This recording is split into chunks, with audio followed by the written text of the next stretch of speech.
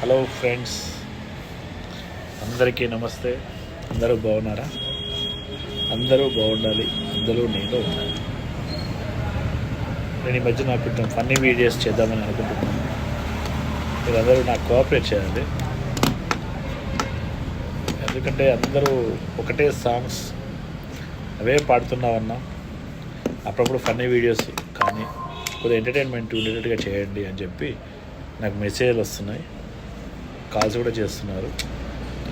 కాబట్టి నేను కొన్ని ఫన్నీ వీడియోస్ చేద్దామని అనుకుంటున్నాను.